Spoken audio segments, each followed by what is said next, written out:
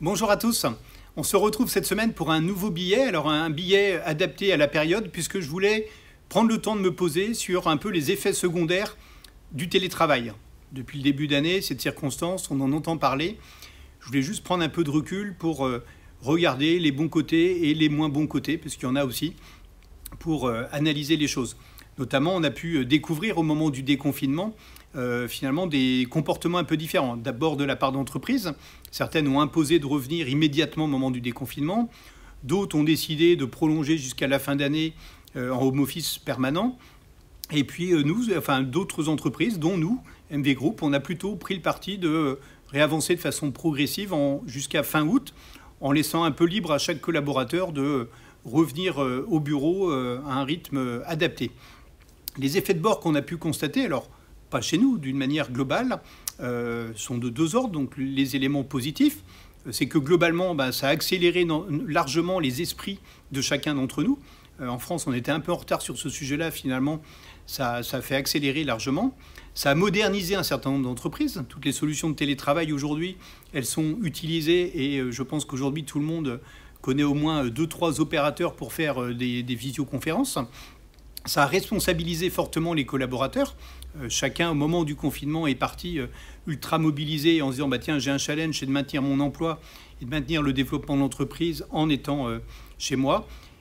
Et le bon côté aussi, c'est que ça a mis en évidence, au moment du déconfinement, finalement, le besoin humain qu'on éprouve tous de retrouver des collègues, d'échanger, de pouvoir prendre un café, de pouvoir avoir des fous rires. Et dans les éléments plus négatifs, on s'est rendu compte que finalement, le café visio ou l'apéro visio, c'était un peu excitant au démarrage, mais globalement, dans le temps, ça n'a pas duré. Et finalement, on voit bien que ça ne compense pas la bonne bière avec des amis autour d'une table. On s'est rendu compte également que ça individualisait beaucoup le travail. On est chacun focus beaucoup plus sur ses missions, mais finalement de façon assez rectiligne. Alors on échange au pire avec quelques collègues, mais des collègues qui vont être globalement dans le même groupe et pas forcément dans d'autres services. En tout cas, ça ne favorise pas ces échanges-là. On va être beaucoup en hyperconcentration. Donc, qui dit hyperconcentration dit qu'on ne va pas pouvoir tenir ce rythme-là en permanence. En tout cas, ce n'est pas tenable à moyen terme. Pour certains collaborateurs, c'était aussi un mélange entre la vie personnelle et la vie professionnelle.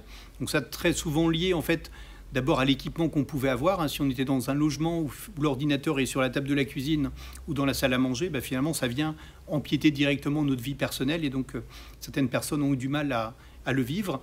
Et globalement, ce qu'on peut constater, en tout cas dès que ça a pu durer, c'est un certain désengagement, puisqu'il n'y a pas forcément les méthodes même de management derrière, et donc un désengagement un peu progressif, en tout cas qui pourrait se produire. L'élément en fait à prendre en compte, c'est ce qu'on appelle la déspartialisation, ce qui va nous faire perdre en fait les repères d'espace, les repères de temps, et donc les effets secondaires qu'on peut voir. Alors ils sont nombreux en ce moment, on en parle assez peu, mais il y a beaucoup de dépression. Alors c'est pas lié bien évidemment au télétravail, l'environnement est particulièrement anxiogène, mais dans beaucoup d'entreprises, pour échanger avec beaucoup de dirigeants, j'ai pu voir que beaucoup de collaborateurs se faisaient des nœuds au cerveau pour partir dans des solutions qui étaient majoritairement jamais la bonne, mais en tout cas le besoin de changer, des états de dépression qui peuvent être avérés, en tout cas des éléments accélérateurs, une disparition des échanges et des fous rires, des moments un peu informels dont on se nourrit tous autour de la machine à café, et finalement qu'on crée un isolement social qui est d'autant plus fort pour des gens qui vivent seuls, et qui ont un peu moins d'amis, en tout cas qui n'ont pas pu les voir, ou des familles un peu plus éloignées. Et globalement, ce n'est pas forcément le lieu de travail qui a pu manquer aux collaborateurs, mais plutôt l'environnement de travail. Le fait de pouvoir se retrouver dans un endroit commun et de pouvoir échanger tous ensemble. Et on voit bien aujourd'hui, avec le deuxième confinement, que finalement la chose elle est beaucoup moins euphorique, elle est beaucoup plus difficile à vivre pour un certain nombre de collaborateurs, même ceux qui l'ont bien vécu dans le premier, avec justement des collaborateurs qui peuvent être beaucoup plus stressés par les situations. Et on voit bien aussi dans un certain nombre d'entreprises, des entreprises qui ont payé les frais et qui ont plutôt limité au confinement ou au home office à 100%.